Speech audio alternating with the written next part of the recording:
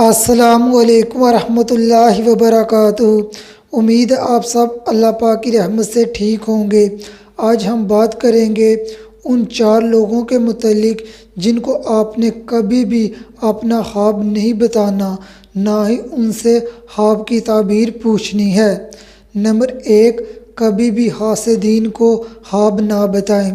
جو لوگ آپ سے حسد رکھتے ہیں ان سے اپنے خواب کی تعبیر نہ پوچھیں، کیونکہ وہ حسد کی وجہ سے آپ کو نقصان پہنچائیں گے یا آپ کو غلط تعبیر بتا کر آپ کو پریشان کریں گے۔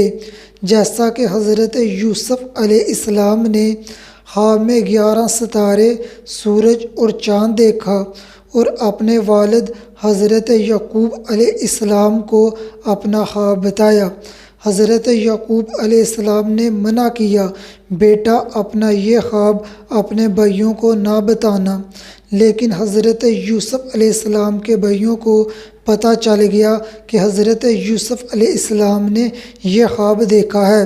حضرت یوسف علیہ السلام کے بھائیوں نے حضرت یوسف علیہ السلام کو نقصان پہنچایا۔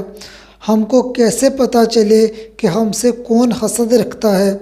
جو لوگ ہمارے متعلق غلط ملت باتیں کرتے ہیں، ہمارے خلاف پروپیگنڈا کرتے ہیں، ہم کو کوئی خوشی ملتی ہے جس میں لوگ ہم کو مبارکباد دعائیں دیتے ہیں، لیکن ہم سے حسد رکھنے والا انسان اس موقع پر بے ڈھنگی غیر مناسب بات کرتا ہے جس سے ہم پریشان ہوں، یا ہم سے حسد رکھنے والا انسان ہم کو مبارکباد دے بھی تو مرجھائے ہوئے چہرے سے مبارکباد دیتا ہے، یا ہماری ترقی کی خبر کسی سے سنتا ہے تو اس کے چہرے کا رنگ بدل جاتا ہے۔ نمبر 2، جاہلوں سے خواب کی تعبیر نہ پوچھیں۔ جس کے پاس قرآن و حدیث کا علم نہ ہو، چاہے دنیاوی طور پر کتنا ہی وہ تیز، چلاک، ذہین ہو، کیونکہ اس کے پاس قرآن و حدیث کا علم نہیں اور وہ آپ کو خواب کی تعبیر بتانے میں بے وقوفانہ بات کرے گا۔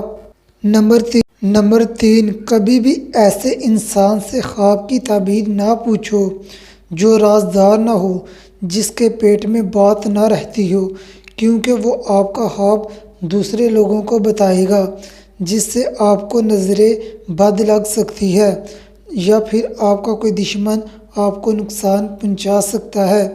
نمبر 4، عورت سے خواب کی تعبیر نہ پوچھو، کیونکہ عورت مرد کے مقابلے میں کم عقل ہوتی ہے۔ عورت بے صبری سے آپ کو خواب کی تعبیر بتا سکتی ہے جو غلط ہو سکتی ہے۔